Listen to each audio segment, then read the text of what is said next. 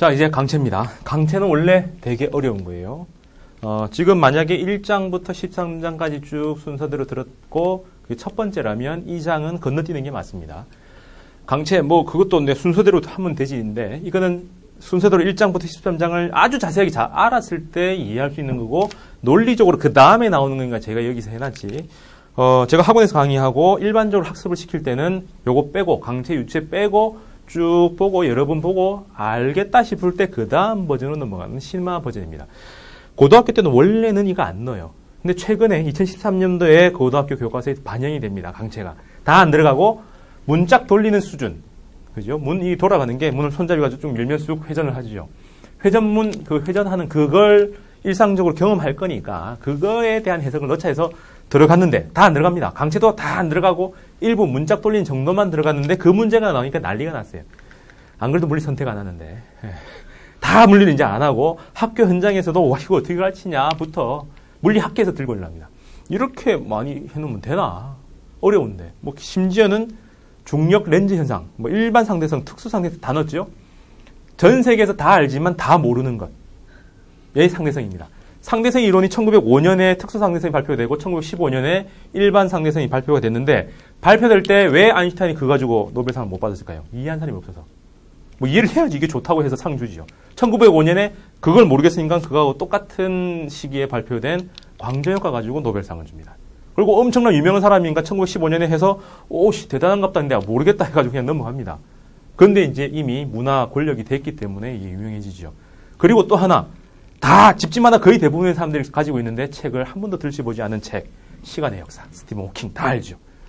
물리하는 사람 말고 스티븐 호킹 대부분 다 알아서 루게릭 병을 이겨낸 대단한 사람 암산으로 모든 걸 다 하는 사람 그 사람은 원래 멀쩡했을 때도 모든 암산으로 계산을 암산으로 다 했던 미적분은 다 머릿속에 한 사람이었습니다. 그래서 몸이 이렇게 돼도 다 계산을 할 수 있는 사람인 거죠. 여튼 그런 것처럼 그런 게 너무 많이 들어가서 지금 어렵게 돼 있어요. 50만 수험생 중에 20만이 이과인데 그 중에 2만이 채 안 되면 이제는 만일 거예요. 물리, 화학, 생물, 지학 4개 가지고 1, 2는 정해졌어요. 생물, 화학이 1, 2를 갖추고 넘버 3 경쟁을 지구화학 했는데 내 생각에는 그냥 지구화학이 1등. 물리는 전 국민이 다 기피하는 학문이 되지 않았을까. 학과에서 물리학과 가는데 물리 모르면 안 되지 해서 서울대 물리학과 정도나 이걸 지정하려는가 나머지는 거의 안 하는 흐름이 이놈들 때문에 생겼습니다. 그래서 어려워요. 어려우니까 지금 하지 말고 순서대로 듣지 말고 요거 잠시 끊고 처음 듣는 사람은 끊고 넘어가서 조감독의 머릿속에 들어와 있나를 점검하시고 운동량 에너지 정도는 이제 자기가 어느 정도 풀 수 있겠다 할 때 넘어오면 구조가 이제 머릿속에 들어오니까 요렇게 바꿔내는 거구나. 약간 확장됐네. 그러니까 많은 것들이 해결되네. 그런 느낌이 들어야 됩니다. 그래도 한번 해보죠. 이제 됐다 치고 갑니다. 자, 병진 운동 앞에서 설명하고 원 운동할 때 설명을 했었어요. 원운동과 회전운동의 차이는 축이 자기 몸속에 들어와 있느냐 밖에 있냐죠. 워낙 물체가 작으면 축을 안에 못 박으니까 밖에서 도는 것 원운동. 근데 이제 적당히 강체가 돼서 덩어리 커지고 안에다가 딱 박아버리면 그거 가지고 도는 것. 그죠? 긴 연화가 링크를 돌 때는 원운동, 제자리에서 팽팽팽팽 돌면서 손 뻗었다 냈다 막 하면서 한 축이 고정되어 있는 모습 보이는 것. 그게 회전운동입니다. 그게 똑같은 거죠. 그래서 병진 운동은 위치의 변화로 운동을 설명을 했고 여기는 각의 변화를 가지고 있다. 출발점 요 두 가지가 엄청난 차이를 만드는데 이 뒤쪽에 나오는 차이를 하나하나 다 보면 어렵다는 겁니다. 처음에 여기서부터 파생돼 나가는 거는 병진 운동 흐름 가지고 찾아내고 그거하고 똑같다 하면 된다는 거죠. 자, 시간당 변하는 거 속력, 시간당 변하는 거 각속도, 속도, 가속도 차이고요. 그럼 시간당 속도가 변하는 거 가속도, 시간 각 속도가 변하는 거 각 가속도. 그런 차이입니다. 그 다음에 그럼 이렇게 움직이는 놈을 주체로 하면은 질량, 개김성이죠. 뭐입니까? 똑같은 힘을 줬을 때 잘 안 변하는 정도. 그래서 운동의 변화를 힘으로 쳤다면 이런 회전 운동의 변화를 우리는 타우라고 쓰고 우리말로는 돌림 힘이라고 쓰고 토크라고 부릅니다. 그럼 그때 회전을 안 하려고 하는 그 성질을 우리는 이거 똑같죠? 그러면 관성이라고 했으니까 이것도 관성이라고 붙여야 되는데 회전과 관련되어 있는 관성이다라고 해서 여기는 각 속도, 각 가속도라고 하고요. 여기는 그냥 회전 관성이라고 보십니다.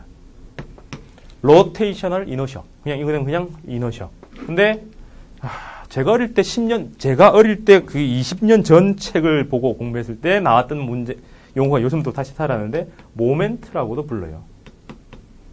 근데 이거는 옛날 용어인데, 추정하건대 최근에 피트 문제 출제한 선생님은 50대 이후 늙은 할아버지일 거다라고 추정합니다.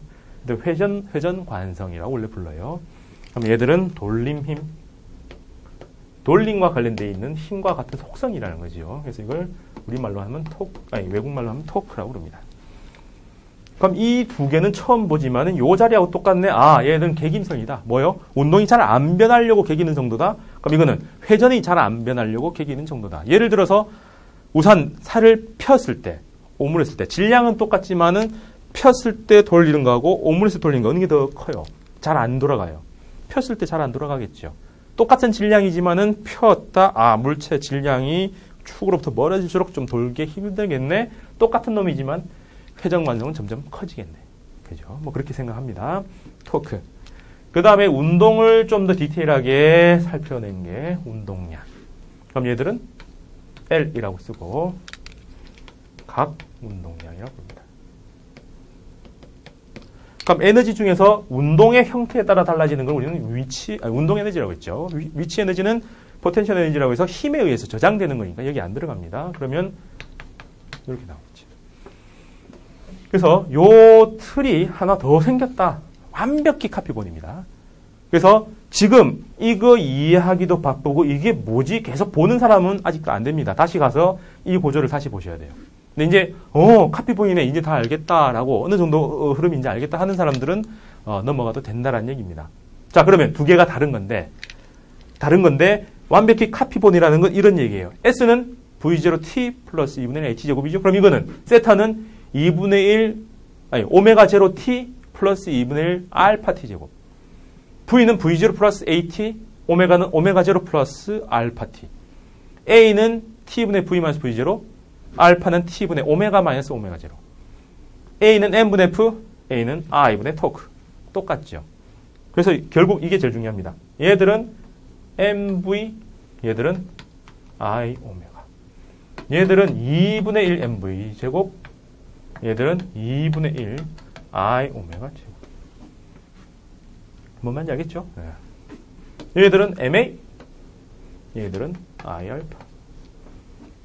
그죠? 전부 다 이건 똑같다는 거죠. 자, 그러면 요 각각의 체계 안에서 돌 때, 는 이제 에너지 수비를 안 합니다. 그냥 이거 배운 대로 그대로 가면 돼요. 문제는 얘들은 독자적인 게 아니라 병지 운동을 알게 되면 이렇게 확장시킬 수가 있는 거죠. 그래서 변환 관계식을 알아야 돼요. 가장 기본, 여기서부터 출발했다. S는 R 세타죠. 고도법에서 세타가 R분의 S로 정의됐으니까 S는 R 세타. 그럼 이걸 시간당 하면은 V는 R 오메가 합해서 배웠죠. 그 다음에 A는 R 알파. 이렇게 갈 때는 이게 접선 방향 갈 때. 그럼 이게 수직 방향일 때는 구심 가속도라고 했죠. 그래서 R 오메가 제곱으로 따로 간다. 그 다음은 M하고 요 사이입니다. 그거는 여기서부터 출발해요. 이 둘을 봐서 개념으로 보면 저 뒤에는 회전 운동 에너지입니다. 원래는 이제 각각을 다 알아야 돼요. 이렇게 각각을 이제 다 정의해서 전개해야 되는데 우선 이거부터 봐요. 5번. E는 2분의 1 MV 제곱으로 쓰면 되고 이 카이네틱 프라임은 2분의 1 I 오메가 제곱으로 쓰면 된다고 했죠. 근데 강체가 아니고 질점이라 봐봐요. 질점이 반지름 R이라는 곳에서 질량 M이 속도 V로 원운동을 한다. 그럼 이걸 질점의 관점으로 보면 이거고 이걸 회전운동, 원운동 하는 거로 보면 이 놈이 이렇게 돼 있죠. 관점마다 달라지는 거니까 그냥 이 둘은 결국은 똑같은 겁니다. 그죠? 그러면 여기서 이 V라는 값이 원운동으로 나타내면 이게 R 오메가죠. 그래서 여기다가 대신 넣어요. 2분의 1에 M의 R 오메가의 제곱이라고 써도 된다는 거죠. 그러면 이 둘이 같으려면 뭐만요? MR의 제곱하고 요거하고 같은 얘기죠. 그렇게 해서 제일 두 번째 조건인 I는 MR 제곱이라는 게 정해집니다. 그죠? 그래서 여기다가 R 제곱을 왼쪽에다가 써서 2개하고 같다. 그죠? 위에 건 정의했습니다. 양쪽이 똑같다라고 했고, 요 정의는 요 두 놈이 질점인 경우에는 이렇게 써나 이렇게 써나 어쨌든 똑같은 표현이니까 똑같은 값이어야 되니까 2개를 변환시켜 보니 I란 MR 제곱이어야 된다. 그래서 축으로부터 똑같은 질량이라도 멀리 놓여 있을수록 회전시키기에 더 힘들더라. 그죠? 우산살을 접었을 때 돌릴 때하고 반쯤 폈을 때 더 폈을 때 똑같은 질량이라도 축에서 멀어질수록 회전하기 더 힘들겠죠. 그래서 전 세계에서 아마 우리나라만 있는 거 줄타기 놀이죠. 올라가서 차기도 힘든데 그 위에서 막 난리가 나죠. 그럴 때 차렷해서 지나가는 사람 고수 말고는 불가능하죠. 왠지 흔들리면 어떻게 해요? 여러분들 본능적으로 펴입니다. 그게 물리를 몰라도 물리를 생각하는 거죠. 펴면 어떻게 해요? 회전할 때 천천히 가요. 똑같은 질량이라도 축에 있으면 금방 회전할 버리는데 펴버리면 회전할 때 시간이 있으니까 내가 중심축을 이동하면서 그걸 안전하게 만들 수 있다는 거죠. 그래서 팔을 펴고 아니면 추진력을 구하기 위해서 부채라도 하나 딱 들고 있으면 이렇게 추진력 그죠? 만들면서 유지를 할 수 있다는 거죠. 그래서 I 값이 M, R, 제곱에 비례한다는 것은 그냥 수치상으로 나온 결과입니다. 그래서 그 흐름을 알아야 된다라는 게 들어오고 그게 회전 관성 파트에 있습니다. 그럼 요거는 그냥 이런 개념인데요. 질량 M이 반지름 R에 있을 때 얘들 이렇게 도는 그거의 회전 관성은 MR 제곱인데 이 질점이 아니고 강체가 되어버리면 느낌상 찾아보세요. 똑같은 질량이고 반지름이 똑같습니다. 그럼 축이 이렇게 됐어요. 그럼 원통하고 구하고 똑같은 반지름이에요. 질량도 똑같아요. 그럼 이것들의 회전관성 원통, 얘들의 회전관성 구 어떨 것 같아요? 어느 게 클 것 같아요? 똑같은 질량이고 똑같은 반지름인데 얘들은 원통 이렇게 돼 있는 거 이렇게 돼 있으면 요 가운데 이렇게 딱 또갠 요 단면적은 이거하고 똑같지만 이 양 가장자리인 얘들은 일정이 유지되면 얘들은 가면 갈수록 좁아들죠. 뭔 말이에요? 똑같은 질량인데 안쪽으로 더 몰아넣는 거하고 똑같은 형국이죠. 그러면 이렇게 회전시킬 때 누가 더 커요? 얘가 더 크겠죠. 똑같은 점점점점이 M개, 뭐 1000개라고 1000개인데 그래도 좀 많이 퍼져 있는 거 얘는 중심에 많이 몰려 있는 거죠. 이해됩니까? 그 다음에 똑같은 반지름인데 링에만 있는 거하고 원판으로 되어 있는 거. 그래서 이 축에 대해서 이렇게 회전할 때 모든 질량이 반지름 R에 다 몰려 있는 거하고 똑같은 질량인데 R에서부터 점점 안쪽으로 다 모여 있는 거하고 어느 게 I 값이 더 클까요? 그죠? 이쪽이 더 크겠죠. 그러면 이 상황에서 원통은 원통인데 원통 중에서 꽉 찬 거하고 가장자리만 있는 거하고 또 어느 게 더 커요? 위에 게 더 크겠죠. 이해됩니까? 그럼 이렇게 됐을 때 또 가장자리만 구각으로 되어 있으면은 꽉 찬 것보다는 가장자리에 다 몰아놓은 게 회전관성이 더 크다. 이 정도의 직관은 생길 수 있겠죠. 자, 이거는 질점에 대한 얘기고요. 이렇게 해서 펼쳐내면은 I 값이 달라질 건데 우리가 이 구체적인 값들은 모릅니다. 문제에서 줍니다. 링 같으면 그냥 MR 제곱. 원판 같으면 2분의 1 MR 제곱. R은 이겁니다. 그 다음 구 같으면은 꽉 차면은 뭐 3분의 2인가, 5분의 2가 그렇고, 구각만 돼 있으면 3분의 2에서 앞에 숫자가 하나씩 붙어요. 그래서 일반화시키면, I는 베타 M, R 제곱. 이렇게 붙입니다. 이 베타 숫자는 물체의 모양 따라 달라지고, 베타가 크고 작고, 베타가 크고 작고, 베타가 크고 작고라고 판단하고, 그 각각은 베타 값을 준다라는 거죠. 문제 줍니다. 그걸 구하라는 거는 적분 문제예요. 구분 부적분. 그래서 제 책에도 6개의 표를 만들어 놨어요. 질량 중심축이 얼마일 때 얼마 해놓는데 그냥 그 값은 지금 외우는 게 아니라 문제에 주는 거니까 대소 관계 정도는 파악할 수 있게만 하자. 그리고 일반화 시키면 어떻게 한다고요? 그냥 베타 MR 제곱이라는 형태로 쓰겠다라고 하시면 됩니다. 되겠죠? 자, 그렇죠? 자, 그러면 요 흐름에서 이제 I 값 기본값에서 이제 확장시킬 수 있는 하나의 개념만 하나 더 하겠습니다. 나중에 보면 전체 센터 오브 매스, 질량 중심이요. 전체 딱 한 점으로 몰아넣었다면 요 점하고 똑같다라고 하는 걸 갖다가 센터 오브 매스라고 하는 게 있는데 강체를 쓰지 않고 그냥 요 한 질점만 쓴다고 하더라도 똑같은 효과가 된 그 지점을 질량 중심이라고 합니다. 중3 때 배우는 삼각형의 무게중심 구하는 것처럼 무게중심, 질량중심 똑같은 개념입니다. 그럼 그때 여기는 아까 방금 그 표에서 보면 12분의 1 mr 제곱이라고 돼 있을 거예요. ml 제곱. 전체 길이를 L이라고 하는 거죠. 그럼 여기서 평행축 정리라는 게 있습니다. 이거는 원래는 뭐 적분 가지고 이제 증명을 하면은 되는데 그냥 느낌만 가지고도 가능해요. 자, 잘 보세요. 이 기본 센터 매스는 이렇게 해서 축을 해놓고 이렇게 돌아요. 잘 보세요. 분필이 도는 모양을 보면 이렇게 돼 있는데 이걸 만약에 요 축이 아니고 이렇게 이동했어요. 여기다가 축을 박았어요. 아까는 요 축에 대해서 이걸 회전시키니까 이렇게 돌았죠. 근데 그걸 요 축에 대해서 회전시키면 여기서 이렇게 돕니다. 그 말은 이렇게 막대기가 움직이면서 이 중심이 이렇게 무슨 운동요? 원운동을 하죠. 그러면서 분필 막대도 역시나 한 바퀴는 돌아요. 한 바퀴 도는데 아까 센터 매스에다가 축을 박아두면 그냥 물체 스스로 원운동만 하는데 이렇게 놔두면 원운동도 하면서 회전운동도 같이 하죠.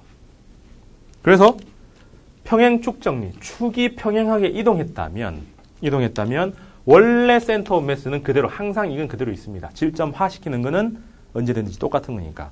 거기다가 질점으로 됐을 때 이게 원운동을 하게 되면서 생기는 그 원운동, 질점의 원운동에 의한 회전관성 파트가 더 붙어요.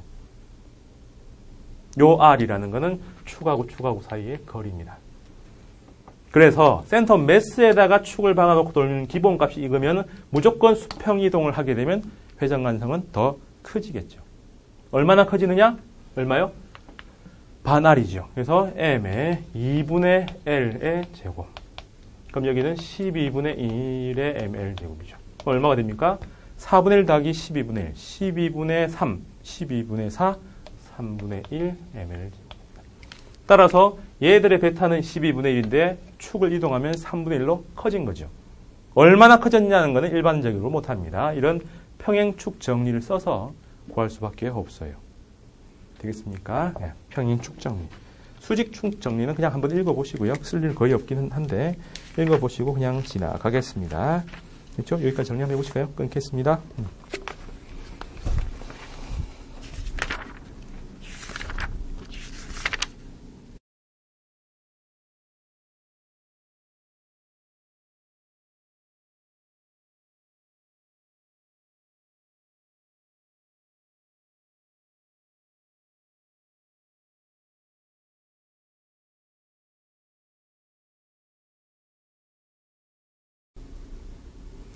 자, 그러면 원운동, 병지운동, 회전운동 요 관계 속에서 우선 운동은 그냥 똑같고 V는 R오메가와 A는 R알파 혹은 A는 R오메가 제곱 요건 원운동 할 때 했습니다. 그럼 그 다음 넘어가서는 5번부터 가서 이 카이네틱과 이 카이네틱 프라임 즉 병지운동 에너지, 회전운동 에너지의 차이 모양을 가지고 따왔고요. 거기서 I 정의를 새롭게 했죠. 그러면서 이제 앞으로는 I는 M R 제곱의 형태인데 덩어리가 생기면 덩어리 모양 따라서 뭘 달리한다? 베타 값을 달리한다. 베타 기본 베타는 전부 다 질량 중심에다가 축을 박아놓고 돌리는 건데 그거는 정해지는 거라서 주는 거고요. 그걸 구하라면 그냥 못 구한다 하고 혹은 불안하면 시험 직전에 그 6개의 값들을 보고 들어가면 됩니다. 그 다음은 평행축 정리를 가지고 일반적이지 않은 축일 때는 써 나가면 된다는 거죠. 구해 나가면 돼요. 근데 보통은 그냥 베타 M 하면 됩니다. 그럼 여기서 새롭게 하나 더 배워야 될 건 요 하나밖에 없어요. 요 파트. 돌림 힘은 그냥 힘하고 어떻게 다른가. 그래서 요게 제일 중요합니다. 돌림 힘. 이거는 문짝 돌리는 거를 생각해 보면 개념 딱 들어옵니다. 문이 있고요. 벽 사이에 문이 이렇게 돼 있으면 벽에다가 딱 고정시켜 놓고 회전하게 하고 손잡이를 달겠죠. 이 벽에다 붙여놓은 이걸 우리말로 뭐라 불러요? 경첩. 경칩은 개구리 깨는 거고요. 경첩. 쇠로 붙여놓고 그럼 손잡이는 어디다 달아야 돼요? 최대한 멀리 아니면 가깝게. 이것도 물리예요. 상식상 어디다 해야 돼요? 경첩에다 붙여놓으면 회전하나요? 안 합니다. 근데 내가 옛날에 우리 집 고칠 때 아무 얘기 안 했더만 목수 아저씨가 원래 문짝이 180도 회전했을 때 똑같습니다. 그래서 이렇게 해가지고 딱 다 재놓고 내려와서 손잡이를 이렇게 박으라고 딱 하는데 여기다 손잡이 딱 들어놨어요. 그래서 경첩을 여기다 붙여. 다행히 이제 회전시켜서 했는데 이러면 안 움직이죠. 상식상 축으로부터 멀리 떨어진 곳에 손잡이를 달아서 밀어야 되죠. 밀 때 어디로요? 수직으로. 그럼 요걸 이제 물리 개념을 하면은 이걸 기준으로 따지면 위치는, 힘을 주는 위치는 R로 표시하겠죠. R은 클수록 회전을 잘합니다. 당연히 힘은 클수록 회전을 잘하겠죠. 근데 그 힘을 어느 방향을 줘야 돼요? 이렇게 놓고 이렇게 하면 고전적인 코미디죠. 벽에다가 문 달아놓고 이렇게 해야 될 점을 왜 안 열리지 하다가 뒤에서 한 명이 따가서 철컥하고 지나가는 심형이 아는지 모르겠다. D1인가? 맞나? 네. 제1 그 지식인 뭐 이렇게 나온 사람인데 여튼 그 80년대 제가 어릴 때 인식 없을 때 그때 나왔던 코미디가 이런 건데 그거죠. 힘을 이렇게 수직으로 줘야 문이 회전을 하지 이렇게 해가지고는 회전하지 않습니다. 그래서 하나 더 들어가요. 토크라고 하고요. 문이 회전하는 정도는 멀수록 뭐가 멀수록? 힘을 작용시키는 그 점이 멀수록 축으로부터 멀수록 크고 당연히 힘이 셀수록 잘 회전하겠죠. 거기다가 이거하고 어떻게 될수록? 수직이 될수록 커요. 수직이 될수록 큰 값 뭘 알고 있어요? 세타 아니죠? 네, 사인 세타. 그래서 사인 세타에 비례한다. 요걸 갖다가 수학적으로 표시하는 게 토크라고 해놓고 R, 크로스 F라고 했죠. 크로스하고 도트하고요. 차이가 나죠? 도트는 나란한 방향이고 얘들은 수직 방향이었습니다. 얘들은 사인이 붙고요. 얘들은 코사인이 붙어요. 그죠? 얘들은 워크할 때 나왔죠. 그죠? 일할 때는 같은 방향으로 미는 상황이어야 되고 얘들은 수직으로 작용할 때 제일 크다라는 거죠. 요게 토크의 크기입니다. 자, 이걸 왜 이렇게 쓰냐 하지 말고요. 이 느낌을 수학적으로 그냥 정리한 겁니다. 이유 없다라고 생각하셔야 돼요. 그죠? 그러고 나서 벡터기 때문에 이제 문의 회전 방향을 보시면 돼요. 자, 제가 이렇게 얘기하는 이유는 토크를 갖다가 이렇게 하면 R과 F를 회전시켰을 때 나오는 방향 해버리면 이건 나오는 방향입니다. 답은. 근데 이렇게 문장을 풀었을 때 이렇게 도는데 나오는 방향이 너무나 쉽다라고 하는 사람은 거의 없어요. 근데 이렇게 하면 문이 좌회전할까요? 우회전할까요?는 건 다 압니다. 어릴 때부터 만날 해봤고 손가락도 찡겨봤고 그리고 누워서 빌빌대다가 일어나기 싫어서 뭐 손가락 집어넣어서 돌려보고 막 다 해봤어요. 어떻게 하면 잘 되는지를 우리가 너무나 체감을 많이 해봤어요. 어떻게 되는 거예요? 이렇게 밀면 문은 이렇게 회전합니다. 그래서 그냥 우리는 절대적으로요. 그냥 좌회전 토크라고 하면 돼요. 그걸 갖다가 오른나사의 법칙. 오른나사의 법칙. 나중에 저 뒤에 전자기 가면 전기장, 자기장 이렇게 나올 때 로렌츠 할 때 전자 힘 하는 것처럼 3차원 이렇게 돼 있고 X축, Y축을 했을 때 그 둘의 수직축이 이렇게 나오는데 X에서도 Y로 회전시켰을 때 오른나사가 진행하는 방향을 플러스로 줍니다. 왼나사가 진행하는 방향이 아닌 거죠. 그냥 우주가 그렇게 생겨 먹었어요. 왜 하필이면 이거냐? 몰라요. 물리학자들은 모릅니다. 그냥 그렇게 생겨 먹었어요. 그래서 이걸 써야 된다라고 해서 지금은 전파됐을 건데 우주는 왼손잡이라는 말도 안 되는 얘기도 하는 사람도 있습니다. 이게 맞다는 거죠. 똑같은 XY 축에 대해서 이렇게 나오는 거. 서로 반대가 되면 안 된다는 얘기죠. 그래서 이렇게 이쪽 방향이 플러스다라고 하는 것처럼 좌회전할 때 손가락 4개가 돌렸을 때 엄지손가락이 나오는 방향을 우리는 벡터로 표시하는 겁니다. 근데 이거는 벡터를 정확하게 해가지고 벡터 곱을 할 때나 필요하지. 우리처럼 낮은 수준에서 그냥 좌회전, 우회전하는 문만 알아야 된다면 그냥 좌회전 토크, 우회전 토크 하면 상관이 없어요. 자, 새로운 정의입니다. 힘은 힘인데 힘을 어떤 강체한테 줘서 이 강체가 회전시키게 해요. 그럼 그 힘에 의해서죠. 힘에 의해서 토크가 발생하는데 발생하는 정도는 축으로부터 멀수록 그 다음에 축하고 거리와 힘이 그 서로 수직이 될 때 최대가 되더라라고 해서 이렇게 표시합니다. 그래서 기본적으로는 RF, R 방향에서 F 방향으로 축을 결합시켜 놓고 회전시켰을 때 나아가는 방향 하면 되는데 그냥 이렇게 하면 좌회전이죠. 그러면 됩니다. 만약에 이놈 경첩을 이용해 놓고 힘을 이렇게 주면요. 우회전이겠죠. 우회전이면 우리는 들어가는 벡터라 하는데 그냥 우회전이라고 하면 됩니다. 요게 돌림 힘이에요. 되겠습니까? 자, 그러면은 여기까지 되면은 이제 얘기가 어느 정도 끝납니다. 뭐가 끝나냐면 그 다음은 R이니까.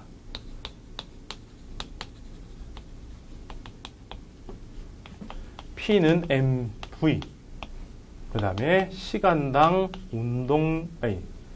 힘, 아니지. 시간당이요. 시간 곱하기.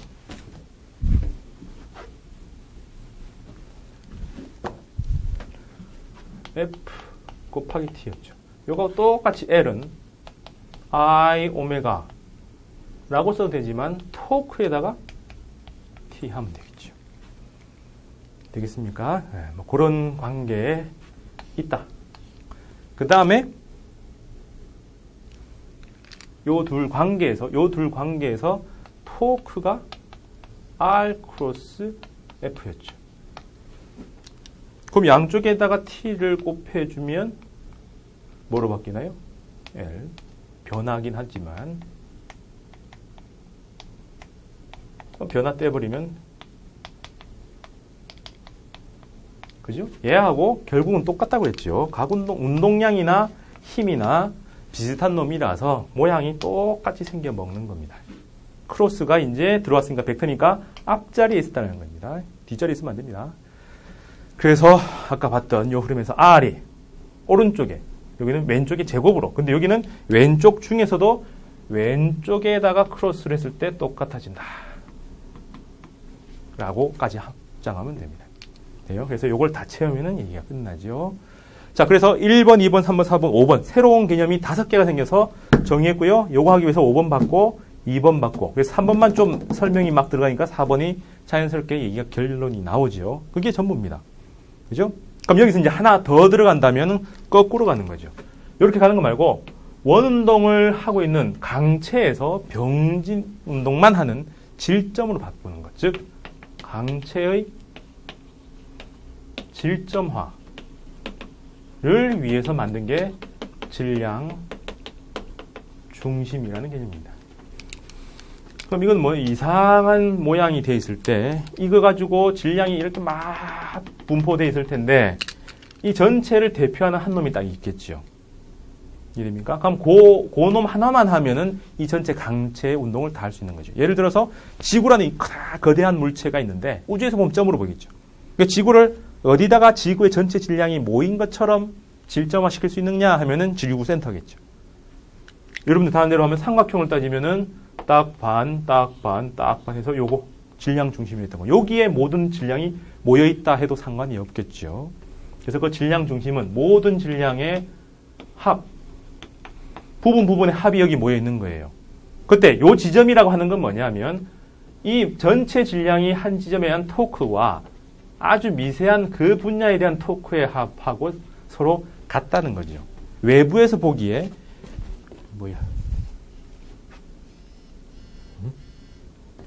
외부에서 보기에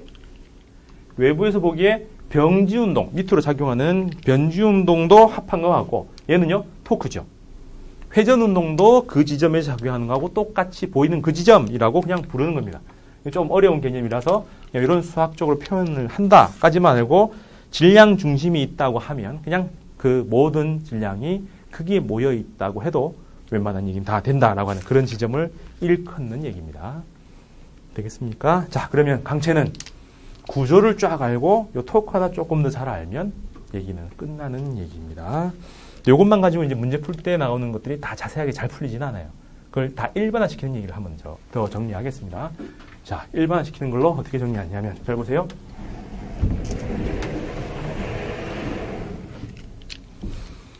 개념 틀로 보면 SVAT, FM, PE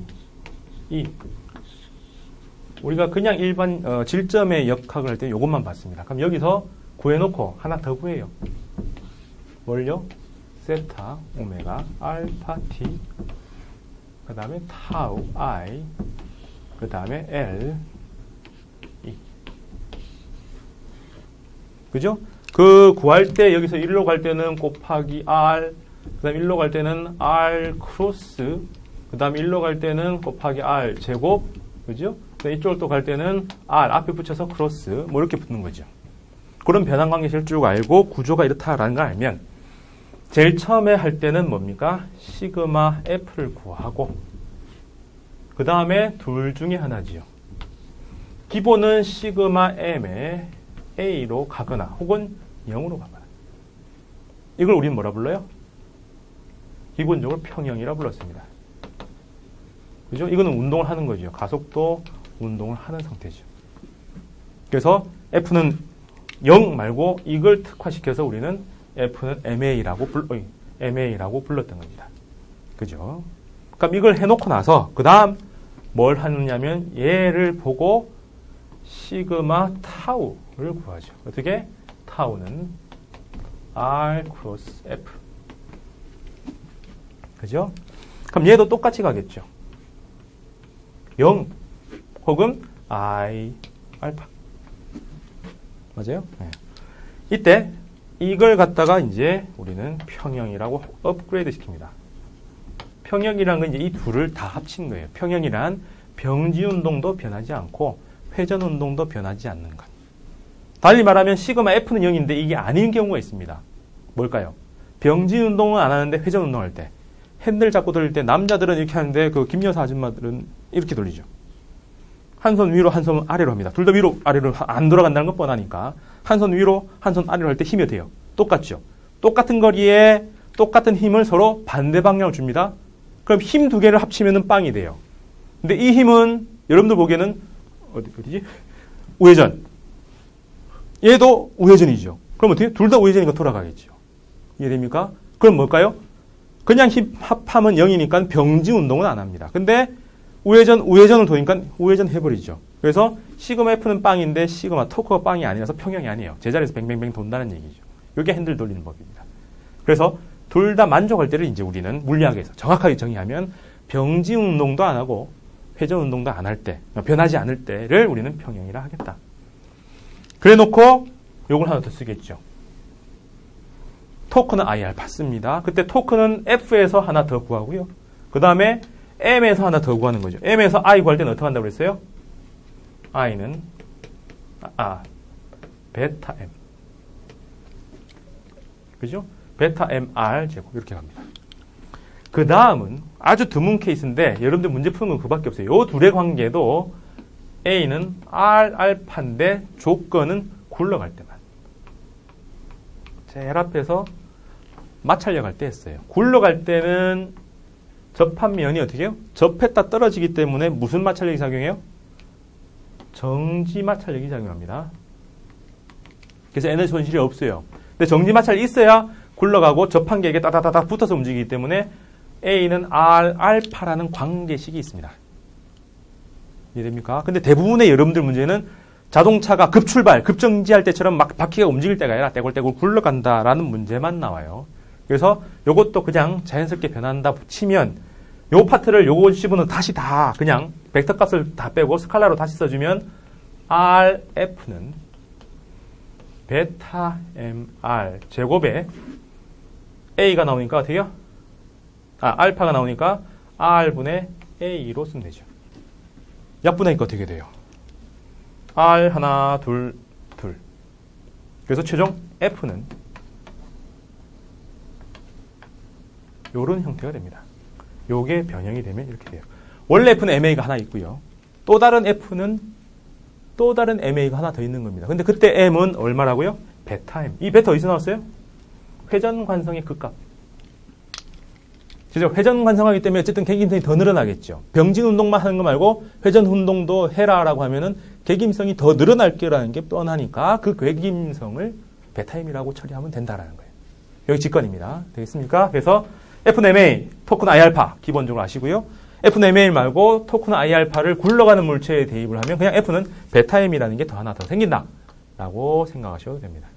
돼요? 자, 그러면서 문제를 한번 풀어보죠.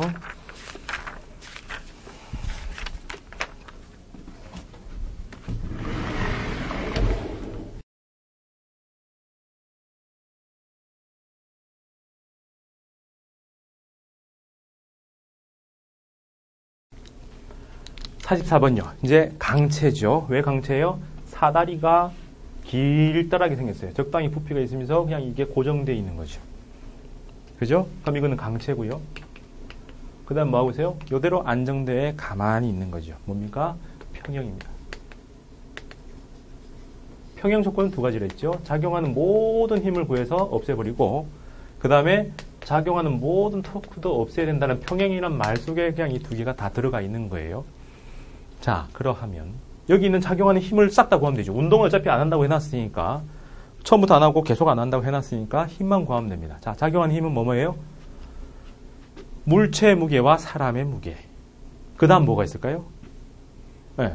벽하고 접해 있으니까 벽으로부터 받는 어느 방향? 벽하고 분리되는 사다리만 보면 요 방향으로 수직 방향.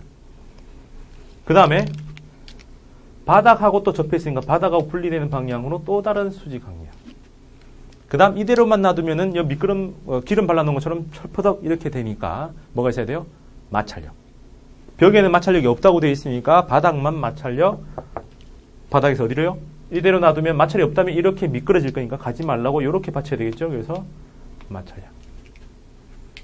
되겠습니까? 그러면 우선 시그마 F만 보면 X와 Y로 갈라져 있고 한, 둘, 세 개 정도는 벡터로 그냥 바로 해주면 되는데 너무 많으니까 X, Y 따로 구분하겠습니다. 자, 그럼 X 방향으로는 얘하고죠. N1하고 마찰력하고 없어지면 돼요. Y 방향으로는 사람과 사다리의 무게를 N2에서 받쳐주면 되겠죠. 그죠? 그 다음에 토크입니다. 토크는 원래는 하나만 해도 되는데 축을 어디로 하느냐에 따라서 여러 가지가 나와요. 축은 내 마음대로 붙이는 거니까 어디를 축을 잡아도 어쨌든 회전 안 하는 건 명확합니다. 그래서 여기다 한번 잡아보고요.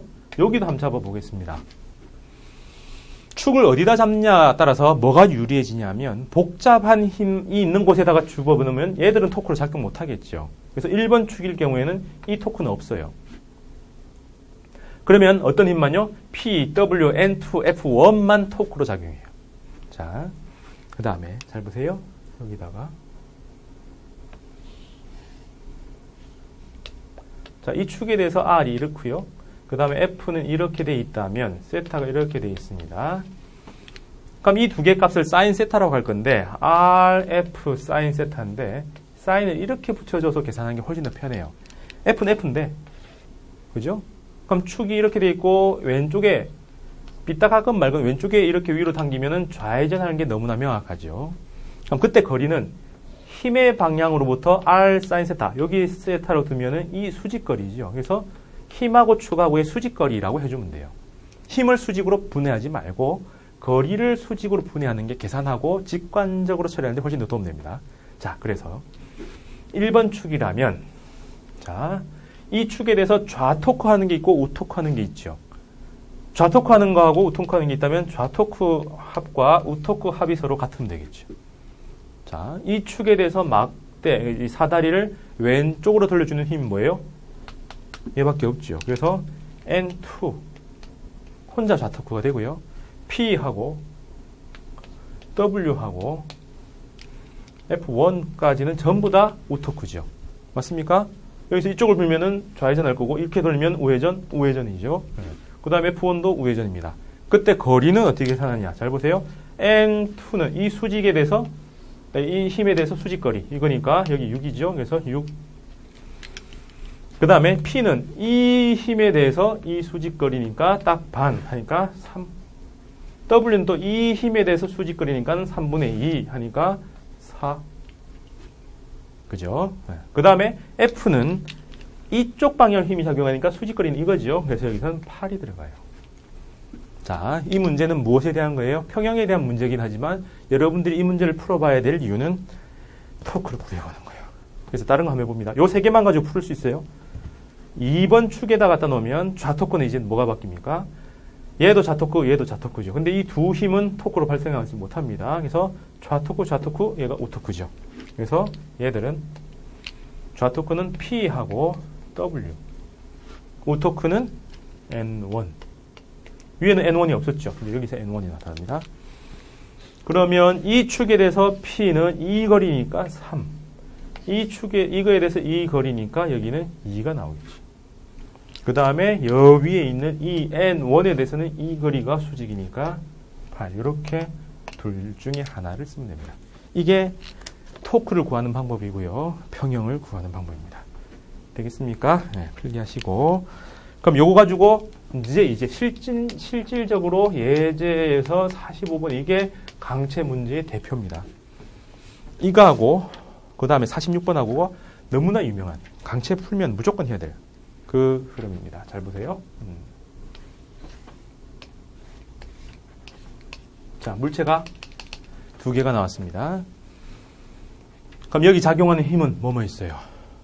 지구에 대한 얘기가 있어야 되니까 우선 중력, 그 다음 이 위에서도 중력, 그 다음 줄이 있으니까요.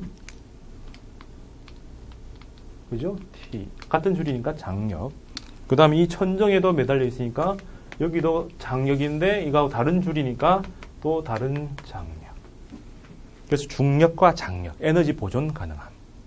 이해됩니까? 그래서 여기서는 따로 쓸 수 있어요.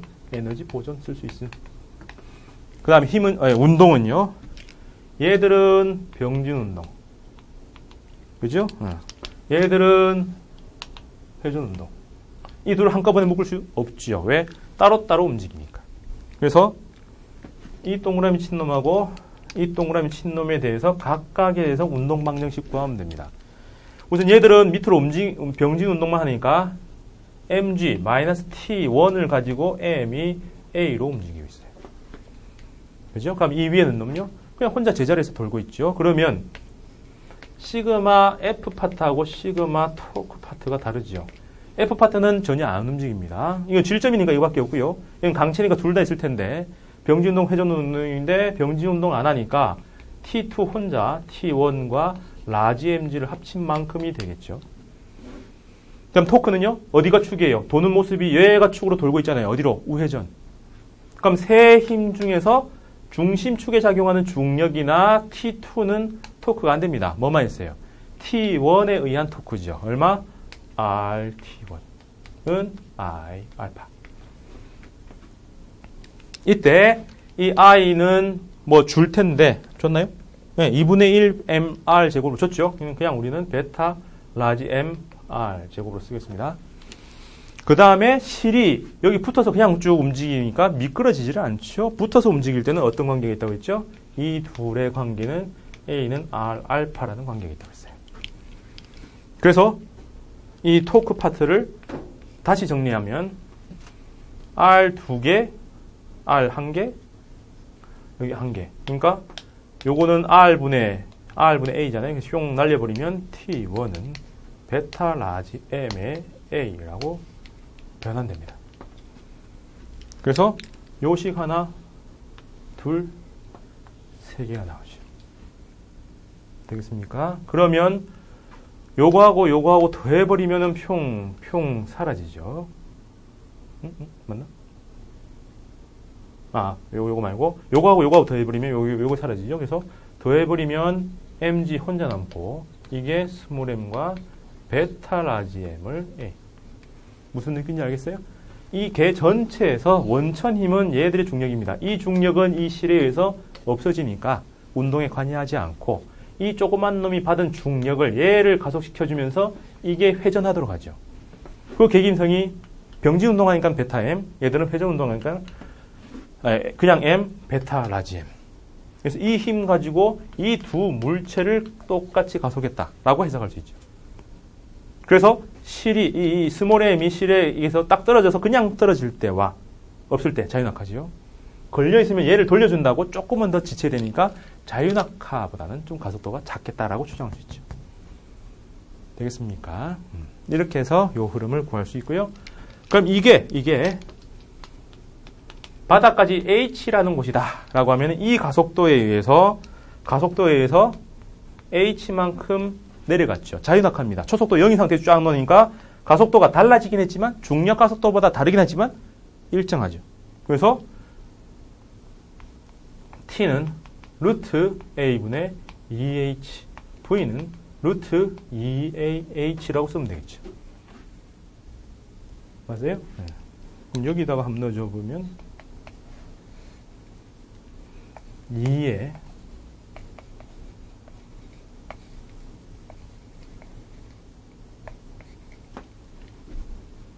맞죠? 네. 이 정도. 이래 되는데, 근데 아까 에너지 보존한다고 했으니까 이게 바닥으로 쫙 내려가면 무슨 에너지가 사라졌어요? 얘들의 위치 에너지가 사라집니다. 근데 이게 전부 다 얘들의 병지 운동으로 가요. 그 다음에 얘들의 회전 운동으로 가죠. 그죠? 근데 이 놈은 베타의 라지 mr 제곱이고, 그 다음에 이 놈은 r분의 v의 제곱이었어요. 이건 항상 사라지게 되어 있으니까 이 항목은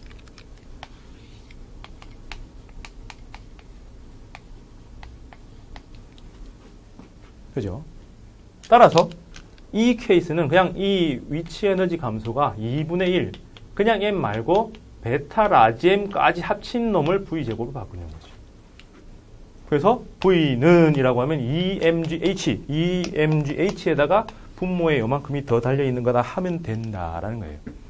속력만 구한다면 이렇게 구하는 것보다 이게 더 빠른데 디테일을 더 구하려면 이게 있어야 되고요. 이렇게 하는 거는 속력만 구할 수 있습니다. 그래서 에너지 보존으로도 풀 수 있다라는 얘기죠. 되겠습니까? 자, 이게 가장 기본되는 도르래 문제. 그 다음 문제 46번 갑니다.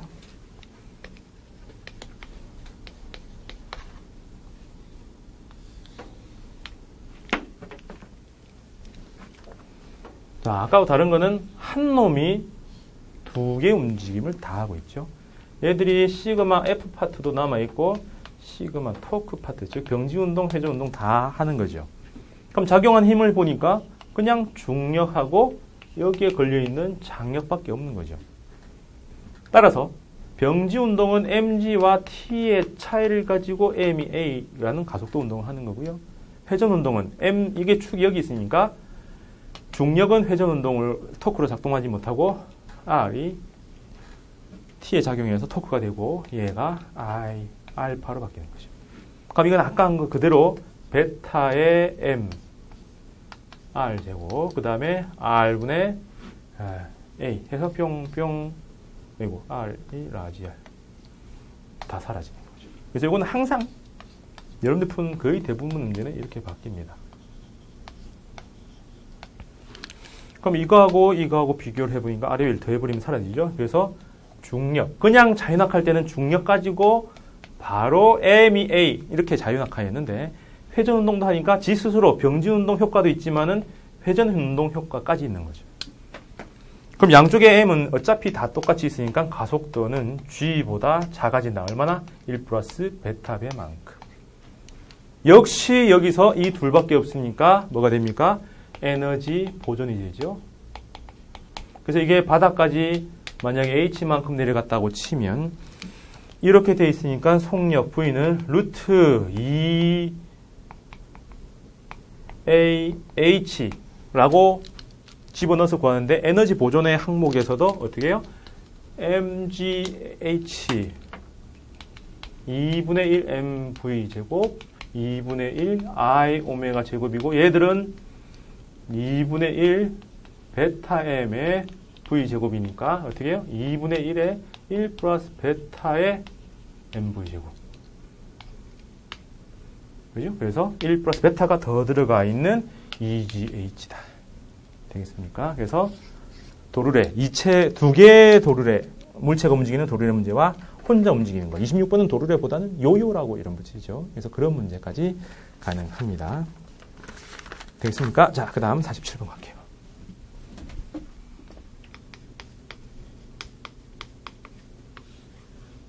자, 그 다음. 자, 47번은 대차 위에서 사람이 움직여요. 이때 잘 생각해보면 사람이 앞으로 걸어가기 위해서 사람은 근력을 뒤로 줍니다. 자, 여기서 걸어간다면 내 몸은 다리를 뒤로 힘을 주는 것처럼 보이지만 이 뒤로 주는 힘의 반작용을 내가 받는 거죠. 물리에서 힘이라고 하면은 내가 주는 게 아니라 내가 받는 거였습니다. 그래서 사람으로 따지면 걸어갈 때 우리가 지금 여러분들 보기에 제가 오른쪽 걸어가기 위해서는 내가 힘을 주는 거는 뒤로 주지만 내가 힘을 받는 거는 앞으로 힘을 받는 거죠. 그래서 오른쪽 힘을 받습니다. 그래서 근력이 아니라 물체, 사람이 힘을 받으려면 얘들 앞으로 힘을 받아요. 근데 밑에 있는 대차는 뒤로 힘을 받겠죠. 그래서 얘들이 이렇게 이동합니다. 근데 이 힘의 정체가 뭡니까? 사람과 대차 사이에 작용하는 뭐요? 마찰력이죠.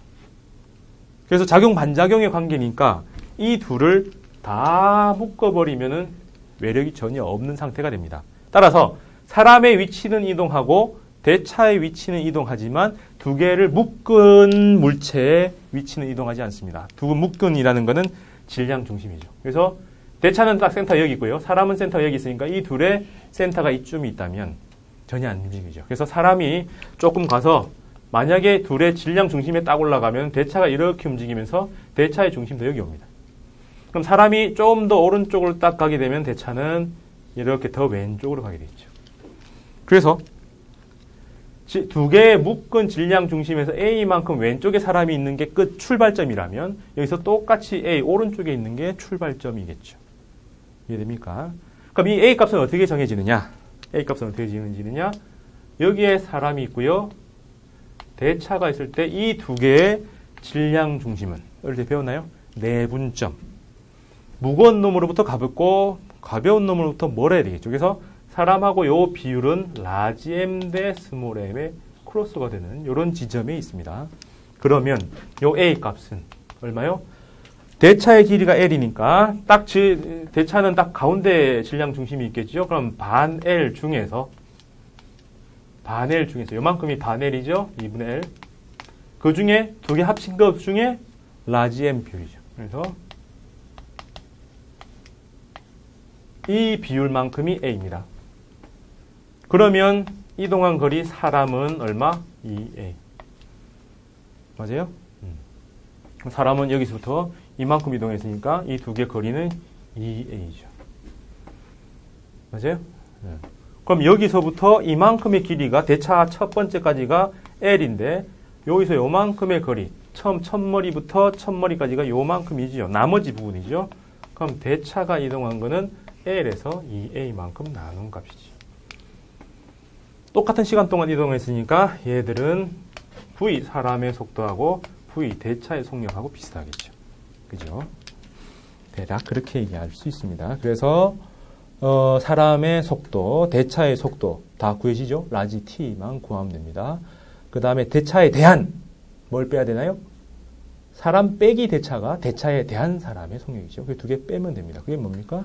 T분의 L이겠죠. 대차가 보기에는 사람은 L만큼 이동한 거예요. 그 시간 동안. 그래서 라지 T분의 L. 그래서 대차에 대한 사람은 사람에서 대차를 뺀 거니까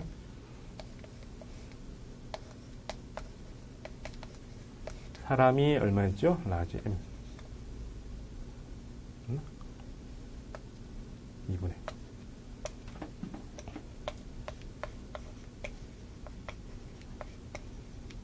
그죠? 네, 복구. 두 배네.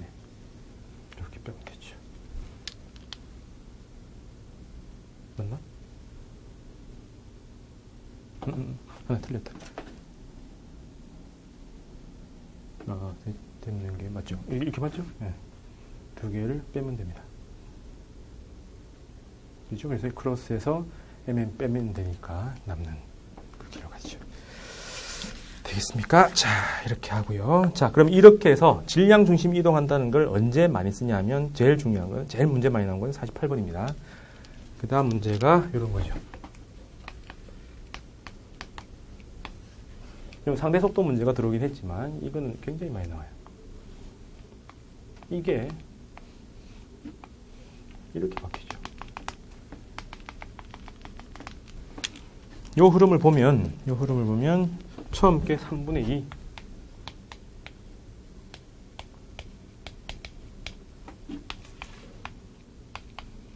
이렇게 바뀌는 거죠. 질량이 이 밧줄에 싹 다 전체적으로 다 분포합니다. 그러면 실제 요 앞에 있는 부분은 요 밑으로 갔어요. 근데 그게 중요한 게 아니라 에너지 차원에서 보면은 요 파트는 누가 대신 에너지를 대신해요? 여기서 대신하고 있죠. 그래서 그건 그대로 가고 뭐만 달라집니까? 여기에 있던 위치 에너지가 여기에 있는 위치 에너지를 다 이동해 버리는 거죠. 여기까지. 그죠?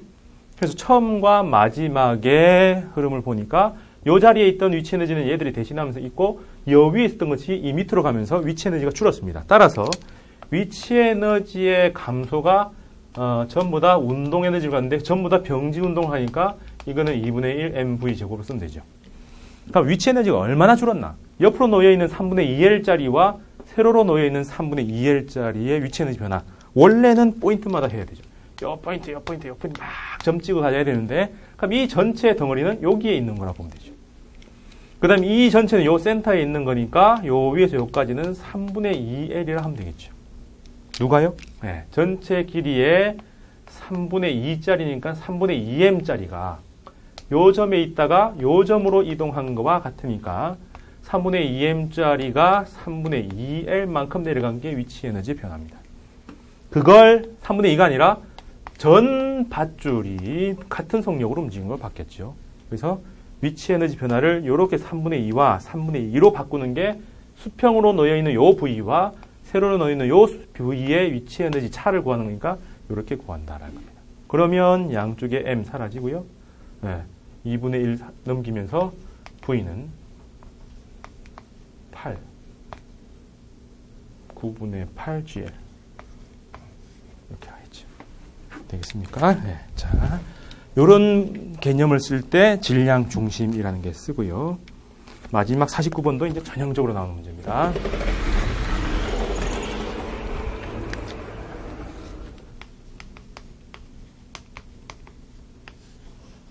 자, 아까 조금 전 문제에서 이렇게 됐을 때 얘가 쭉 내려올 때 작용하는 힘은 뭐뭐 있느냐 했을 때 중력과 수지 강력은 명확하죠. 그럼 여기서 에너지 보존은 너무나 당연히 된다. 본이 아니고 보존. 그 다음엔요. 아까는 병지 운동만 한다고 했습니다. 그래서 이 에너지가 위치 에너지로 간다라고 했는데 여기서는 어떻게 돼 있어요? 관성 능률, 회전 관성이 얼마다라고 해놓고 쭉 갔을 때 바닥에 얼마가 되느냐 뭐 이런 얘기를 해놨어요. 그러면 운동이 병지 운동도 하고 회전 운동도 같이 하는 겁니다. 따라서 이 위에서 이 밑으로 가는 동안 원래는 중력에 대한 위치 에너지가 2분의 1 mv 제곱으로 갔으니까 이때는 v가 루트 2gH로 자연학하는 거와 똑같다고 했죠. 근데 내려가면서 굴러가요. 그죠? 그럼 얘들이 어떻게 바뀌었습니까? 2분의 1 베타 m의 v제곱이니까 이렇게 묶어내면 2분의 1 mv 제곱은 똑같은데 1 플러스 베타가 하나 더 붙는 거죠. 따라서 이렇게 들어오면 v는 루트 1 플러스 베타 분의 2gH가 되는 거죠. 요만큼이 하나 더 들어간 겁니다. 속력이 그만큼 줄는다라는 거죠. 뭐 때문에? 바닥에 도착했을 때 전체 10,000원짜리를 혼자 다 가질 때 이 속력이라면 좀 자기가 먹고 일부 퍼센트 자기가 하고 나머지를 여기다 주는 거죠. 몇 대 몇 비율로? 1대 베타 비율로. 그래서 일부는 회전운동 주고 병지운동은 전체적으로 일부만 자기가 가져가니까 당연히 최종 속력이 더 느려지게 되어 있다라는 겁니다. 되겠습니까? 네, 자, 그래서 그런 개념이 있고 나중에는 이거 거꾸로 올라가는 문제까지 생각을 해보셔야 되는데 지금은 여기까지만 하겠습니다. 자유낙하고 조금 다르다. 그래서 몇 가지 예제를 풀었는데 이거하고 크게 많이 다르지 않은 케이스로 디테일을 조금 더 키워가면서 분석할 수 있으면 강체도 그렇게 어려운 문제들이 많이 없다라는 걸 알 수가 있을 거예요. 개념 자체가 워낙 전제 조건이 필요하기 때문에 나중에 배울 수밖에 없는 이해하기 어려운 거지. 한번 이해하고 나면 유형이 방금 문제 푼 거에서 크게 벗어나는 게 많이 나오지 않는다라는 겁니다. 디테일은 필요해요. 조금씩 더 다른 설정들은 해볼 필요는 있습니다. 자, 이렇게 해서 강체 여기서 마치겠습니다.